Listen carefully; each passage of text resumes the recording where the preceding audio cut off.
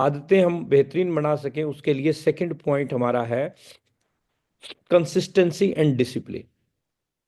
Consistency and discipline यानी अगर आप एक बेहतरीन लीडर बनना चाहते हैं, एक बड़ा लीडर बनना चाहते हैं, आप चाहते हैं कि आपके पीछे एक बड़ी फौज हो, एक लंबी सेना हो, और आप आरसीएम में बहुत बड़े मुकाम पर जाना चाहते हैं, तो बिना कंसिस्टेंसी के, बिना डिसिप्लिन के वो संभव नहीं है।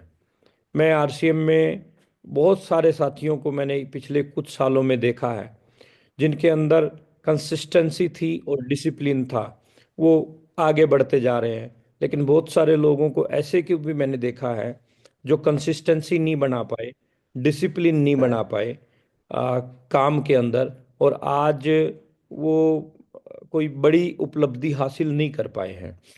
तो कंसिस्टेंसी और डिसिप्लिन का बहुत बड़ा रोल है। अगर हम इस चीज़ के ऊपर काम करेंगे तो हम बेहतरीन परिणाम जो है पा सकते हैं। कंसिस्टेंसी एंड डिसिप्लिन को मैं वन बाय वन, एक एक पॉइंट में आपके बीच में लेता हूँ।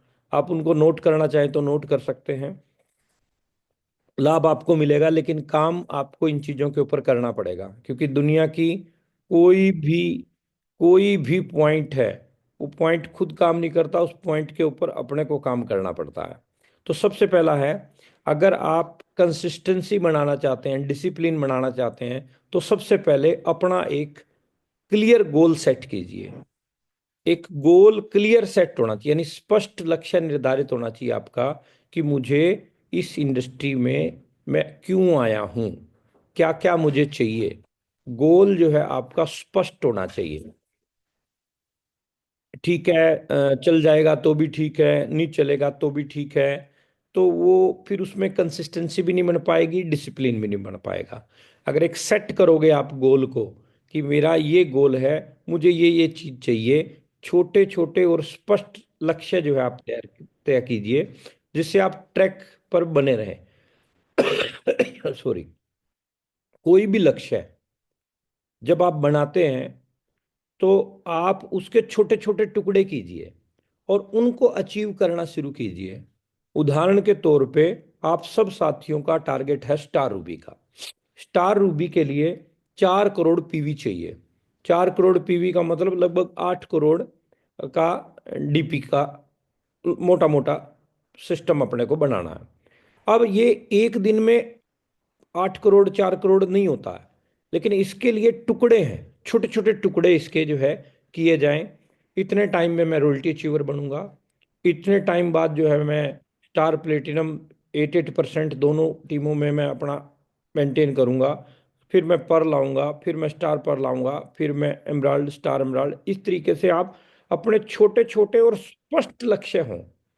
अंधकार में लक्ष्य नहीं होना चाहिए, और अंधेरे में तीर मारने से ये इंडस्ट्री में स्टार रूबी नहीं बनने वाले हैं। स्पष्ट होना चाहिए, छोटे छोटे लक्ष्य आप बनाएं, और जिसे आप ट्रैक कर सके और ट्रैक पर बने रहें।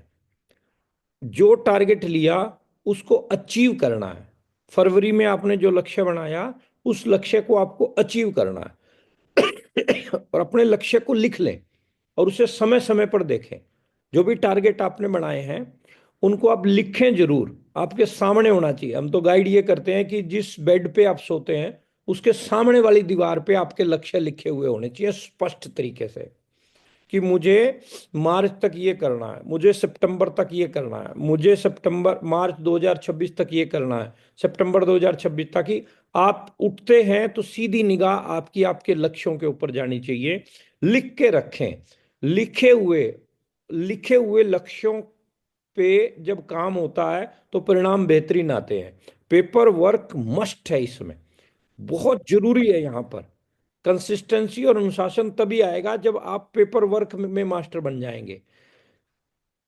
जिस मकान में मैं बैठा हूं अभी, ये मकान पहले प्लॉट था। सबसे पहले ये मकान पेपर पे आया। कहाँ किचन होगी, कहाँ ड्राइंग रूम होगा, कहाँ लिविंग एरिया होगा, कहाँ बेडरूम होगा, कहाँ वॉशरूम होगा, सब चीजें पहले पेपर पे आई। पेपर पे आने के बाद में फिर इसके ऊपर काम शुरू हुआ तो एक ये इमारत बन गई।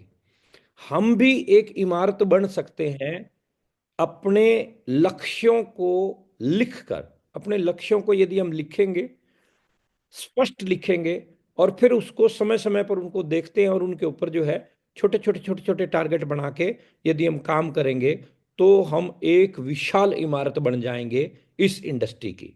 इमारत in the sense star Ruby.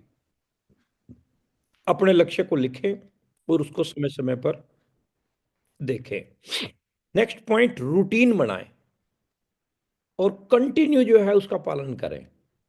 बिना रूटीन बनाए ये इंडस्ट्री आपको आगे जाने नहीं देगी, या जा ही नहीं सकते आगे इसमें। रूटीन वर्क होना जरूरी है। कभी काम, कभी आराम, ये परिणाम नहीं देने वाला। कभी कभी काम और ढेर सारा आराम, ये पैटर्न पे बहुत सारे लोग काम करते हैं, इसीलिए बहुत ज्यादा टाइम लग जाता है। रूटीन बनाएं और उसका पालन करें। फिर देखो, आप beginner, starter, opener, eagle, runner, winner कैसे फास्ट स्पीड में निकलते हैं। लेकिन जब रूटीन नहीं होता है, तब जो है वो सारी चीजें नहीं बनती हैं। तो आपको कंसिस्टेंसी और डिसिप्लिन चाहिए। तो उसके लिए रोज एक टाइम टेबल बनाएं और उसको फॉलो करें। मैं किताब पढ़ रहा था, उसमें राइटर ने बहुत अच्छी बात लिखी थी कि मैं रात को सोने से पहले अपना अगले दिन का रूटीन बनाता हूँ। सुबह शेव करने से लेके और रात को सोने से पहले जो मैंने किताब के 2 पेज 3 पेज पढ़ने हैं, वो भी मेरे रूटीन के अंदर लिखे हुए होते हैं। Time table. आप जब छोटे थे, जब आप पढ़ते थे, या स्टूडेंट भी काफी बैठे होंगे, तो जो जो टाइम टेबल हमारा एक रूटीन टाइम टेबल रहता था, इस समय मैं मैथ पढ़ूंगा, इस समय मैं साइंस पढ़ूंगा, इस समय मैं इंग्लिश पढ़ूंगा, एक टाइम टेबल बनाते थे और उसको प्रॉपर तरीके से जो फॉलो करता था, उसके सारे काम हो जाते थे। एज इट इज हमें भी रूटीन बनाना है और रोज का एक टाइम टेबल सेट करना है कि इतना काम मेरे को ये चीज में इतना इतना टाइम लगाना है। आप को अपनी जॉब कर रहे हैं, बिजनेस कर रहे हैं, या आपकी दुकानदारी है, या आप हाउसवाइफ हैं, या XYZ कुछ भी करते हैं, उन सारे कामों को के साथ साथ आप कैसे नेटवर्किंग को कर सकेंगे, उसका एक रूटीन और एक टाइम टेबल जो है जरूर होना चाहिए। और उसके लिए ये फार्मूला बहुत बेहतरीन काम करेगा। सुबह जल्दी उठने की आप आदत बनाएं। सुबह तो इसमें जल्दी एक उठने बात की है। आप आदत बनाएं। और आप ये हैबिट जो है अगर आप बना लेते हैं, तो इसमें आपके बहुत सारे काम जो है सुबह सुबह हो जाते हैं। तो सुबह सुबह अगर आप जल्दी उठ के हैबिट बनाएंगे, मिराकल मॉर्निंग अपना 5:30 बजे शुरू हो जाता है, 4 बजे 4:30 बजे उठने की आप आदत बनाएं। कुछ टाइम आपको वहाँ मिलेगा। उसके बाद में जो है ना, फिर आगे पूरे दिन का आप जो है रूटीन बना सकते हैं। और प्रयास करें कि रात को जो है समय से सो जाएं, टाइम से सोएं और सुबह जल्दी उठें। ये अगर रूटीन आप बना लेते हैं, तो आप बेहतरीन तरीके से जो है बढ़ जाएं आगे। उसके साथ साथ प्राथमिकताएं तय करें। Priority, set priority. यानी अगर आपको कंसिस्टेंसी चाहिए, डिसिप्लिन चाहिए अपने अंदर, तो आपको अपनी प्राथमिकताओं को सेट करना होगा। इनडिसिप्लिन रह के कभी डिसिप्लिन में नहीं आया जा सकता। डिसिप्लिन में आना है तो प्रायोरिटी सेट करनी पड़ेगी, प्राथमिकताएं सेट करनी पड़ेंगी। आप चेक कीजिए, जिस काम को अभी आप कर रहे हैं, आप नौकरी कर रहे हैं, खेती कर रहे हैं, व्यापार कर रहे हैं, पिछले कितने सालों से आप उस काम को करते आ रहे हैं। उसी काम को आप करते रहेंगे तो अगले 5 साल बाद आप कहाँ पहुंचेंगे। आपने पॉइंट ऐड कर दिया अब RCM का। उसके साथ साथ अगर आप RCM को प्राथमिकता पे रख के काम करते हैं, तो अगले 5 साल में RCM आपको कहीं का कहीं ले जा सकता है। तो इसलिए प्राथमिकताएं सेट कीजिए। सबसे पहले मेरे कौन से जरूरी काम हैं, सबसे जरूरी काम कौन से हैं, उनको पहले रखिए। सबसे जरूरी काम जो जो है आपके, उनको आप पहले रखिए। उन चीजों को पहचानिए जो आपका ध्यान भटकाती हैं, यानी आपका रास्ता जो रोकती हैं, अ, आप में जो बाधक हैं, उन चीजों को आप देखिए, उनसे बचने की कोशिश कीजिए। यानी उन तरफ जाने की कोशिश नहीं होनी चाहिए, बचने की कोशिश होनी चाहिए। आप अपनी प्रायोरिटी को सेट करें, पहले जो काम करने हैं उनको सेट करें, और जो आपकी ध्यान भटकाती है ना आपके वर्क के लिए, उन उन सब चीजों को साइड करने के ऊपर जो है आप काम करें। कंसिस्टेंसी के लिए, डिसिप्लिन के लिए आपको नेगेटिव जो लोग हैं उनसे दूर रहना पड़ेगा।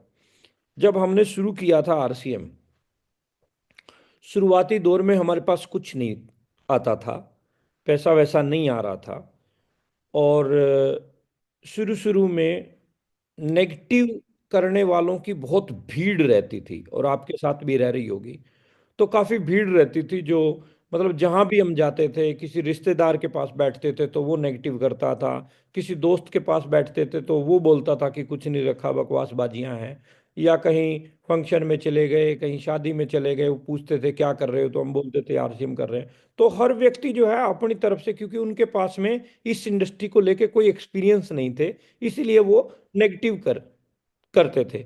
तो आपको भी ऐसे लोग मिलेंगे जो नेगेटिव सोच रखने वाले लोग हैं। तो अपने को उनसे एक थोड़ी सी दूरी बना के रखनी है। बस के पीछे और लिखा हुआ होता है ना, कृपया उचित दूरी पर रहें पिछले वाहन के लिए। यानी ऐसे ही अपने को उचित दूरी रखनी है नेगेटिव बोलने वालों से। परमात्मा ने दो कान सुनने के लिए दिए हैं, है ना। दो कान जो दिए ना परमात्मा ने, अपने को सुनने के लिए दिए हैं। सुनने के लिए तो एक भी बहुत था, दो क्यों दिए? यानी एक से सुनो नेगेटिव बात, और दूसरे से निकाल दो।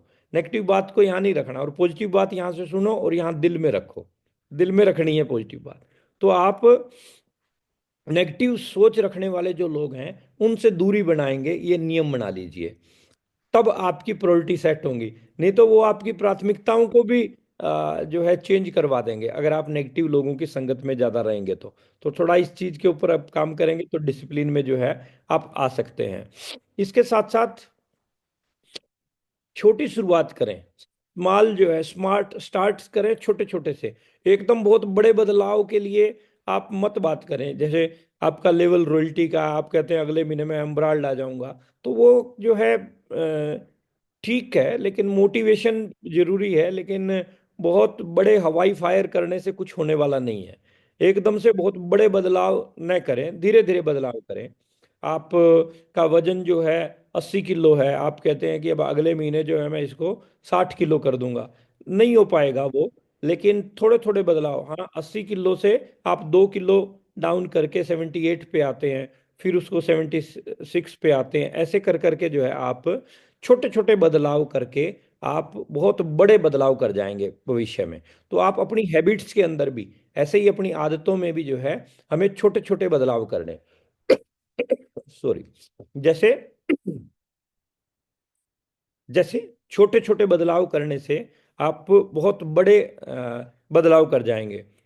गुरुदेव बीसी छाबड़ा साहब हमें सिखाते थे कि 1% अपने मुस्कुराने के तरीके में, 1% अपने बातचीत करने के तरीके में, 1% अपने काम करने के तरीके में, 1% अपने चलने के तरीके में, 1% अपने बातचीत करने के तरीके में, एक एक परसेंट अगर आप बदलाव करोगे, थोड़ा थोड़ा चेंज करने की कोशिश करोगे, तो आप 1000% जो है चेंज कर जाओगे। तो एक एक परसेंट के ऊपर जो है हमें काम करना है, और छोटे छोटे कदमों के ऊपर जो है हमें काम करना है। छोटे छोटे टारगेट सेट करना है और उनको पूरा करने की आदत डालना है।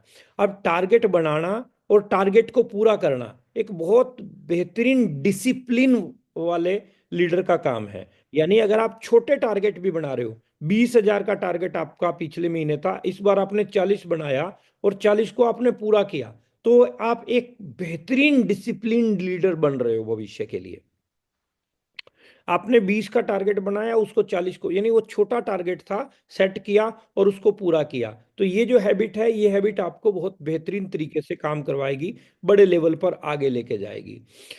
आलस्य और बहानेबाजी, ये जो है ये डिसिप्लिन में नहीं आने देती है। मेरी तबीयत ठीक नहीं है, मेरे साथ में कुछ चैलेंज है, या मेरे को शादी में जाना पड़ेगा, या फंक्शन अभी अटेंड करना जरूरी है कोई, या परिवार में जो है ये काम आ गया, या अभी जो है मैं सुबह उठ नहीं पाऊंगा, मुझे उठने में बड़ा चैलेंज है। तत्काल सुख जो है ना, यही इंसान को मरवाते हैं। तत्काल सुख, सुबह सुबह रजाई से बाहर निकलना, ये एक तत्काल सुख है। लेकिन जो निकल गया और उसने ये टारगेट ले लिया कि मेरे को जो है रजाई से बाहर निकलना है और मेरे को अपने फ्यूचर को बेहतरीन बनाना है और मैं डिसिप्लिन में आके काम करूंगा, वो तत्काल सुख छोड़ दिया उसने। शादियां तत्काल सुख हैं, बर्थडे तत्काल सुख हैं, फंक्शन तत्काल सुख हैं, ये सारी चीजें तत्काल सुख हैं। और ये यही बहाने बनवाने के लिए आगे मजबूर करती हैं। और एक बहाना